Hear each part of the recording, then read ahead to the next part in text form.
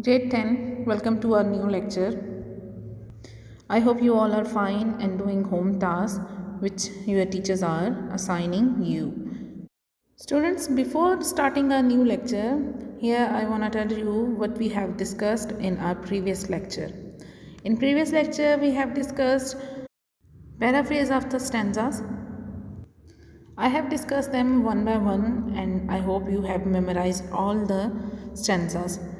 Let's start on the second lecture of unit number 15. That is a poem, Opportunity, written by Walter Mellon. In this lecture, we will discuss comprehension, inshallah. Here we have 6 questions. I'm gonna discuss all these questions one by one. Let's start our question number 1. Question number 1 is, who is the speaker in the poem? Speaker mean बोलने वाला, यानी कि इस पूरे pome में कौन बोल रहा है, बोलने वाला कौन है. The speaker in the pome is opportunity, यानी कि जो मौका है, जो अपॉर्चुनिटी है, जो इसका टाइटल है पोम का, वो ख़ुद इसमें रीडर से मुखातब है, वो ख़ुद डायरेक्टली उनसे बात कर रहा है. The poet has personified the opportunity as a living person which is speaking to the reader. Personification एक literary device है बच्चों, figure of speech है जिसमें राइटर ह्यूमन कैरेक्टरिस्टिक्स देते हैं टू नॉन ह्यूमन्स को. यहाँ पे पोइट ने क्या किया कि अपॉर्चुनिटी को ह्यूमन कैरेक्टरिस्टिक ऑफ स्पीकिंग, यानी कि वो बोलने की सलाहियत उसको दी जिसमें वो रीडर से डायरेक्टली मुखातब है. क्वेश्चन नंबर 2 पे आते हैं. It is a commonly held believe that opportunity knocks once at a door but this believe is rejected outright by opportunity herself. Why? जी बच्चों, ये एक कॉमन बिलीव था और अभी भी हम लोग यही समझते हैं कि मौका ज़िंदगी में सिर्फ एक दफ़ा ही आता है.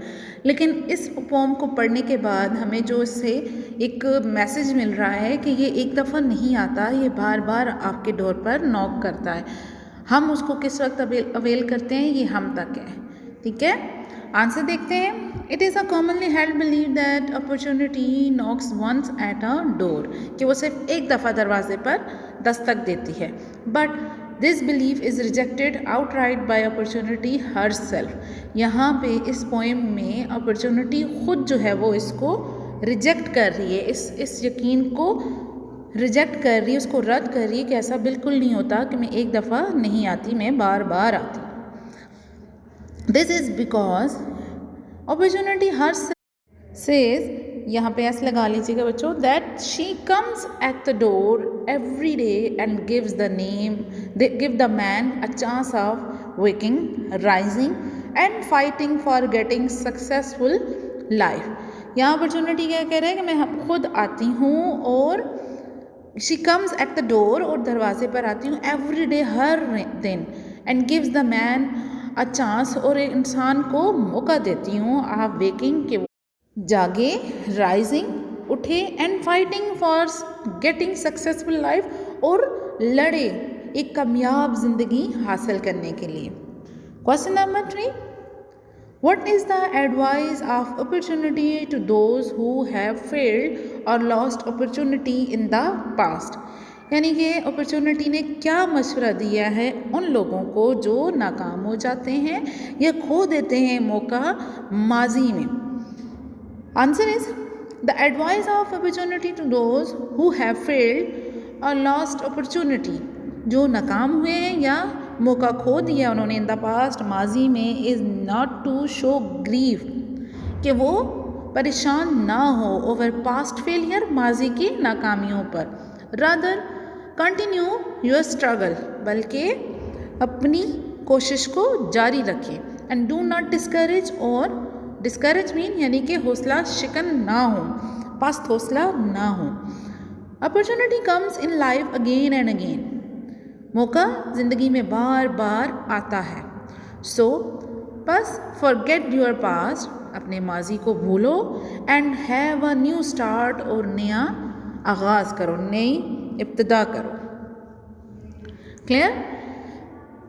Fourth is, what was the effect of this poem opportunity on you? यानी कि इस पोम का आपके ऊपर क्या असर है? Describe your response in your own words. अपने अल्फाज में इसको बयान करें. The poem opportunity has a good effect on us. यानी कि इसने अच्छा असर डाला है हम पर. After reading the poem, वो नज़्म को पढ़ने के बाद we feel that more chances of success are waiting for us. यानी कि कामयाबी के बहुत से मौके हमारा इंतज़ार कर रहे हैं. It gives us courage. ये हमें हौसला देते हैं. होप, उम्मीद देते हैं. एंड सेटिस्फेक्शन, और इत्मीनान देते हैं. Question number 5. What is the key theme of the poem opportunity? Explain the various themes discussed in the poem.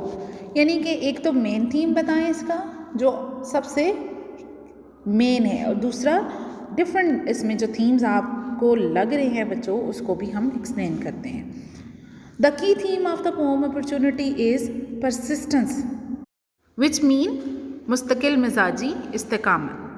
It tells that opportunity knocks at the door daily and gives the man a chance of waking, rising and fighting to get success.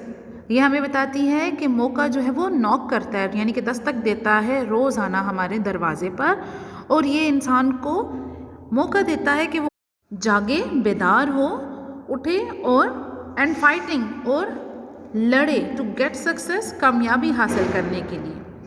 Similarly the poem says that forget your gloomy past, अपने forget भूल जाएं, your gloomy past अपने तारीख माजी को, and hope for the bright future, और रोशन मुस्तकबिल की उम्मीद रखें. If you are a failed person, अगर आप एक नाकाम इंसान हैं, इट डज़ नॉट मीन, इसका ये मतलब नहीं होगा टू स्टॉप योर एफर्ट्स, कि आप अपनी जद्दोजहद छोड़ दें. Rather be a man of action, बल्कि एक अमल करने वाला इंसान बने. Clear? Question number 6.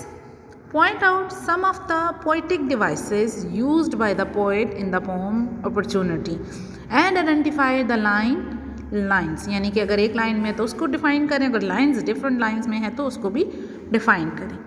The poet has used many poetic devices in the poem. उसने बहुत सी poetic devices यूज़ की हैं.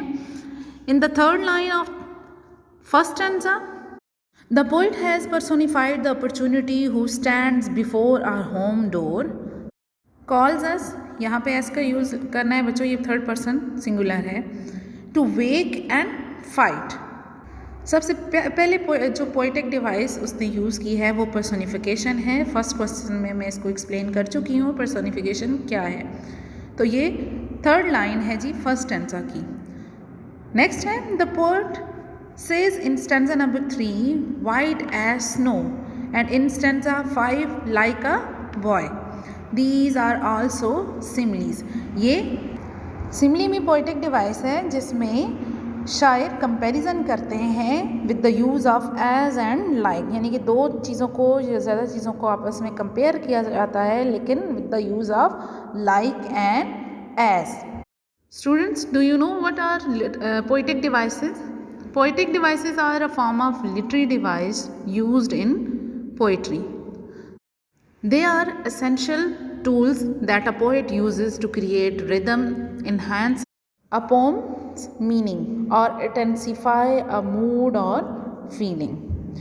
Now students, this is the end of this lecture. Do memorize all these questions. Goodbye.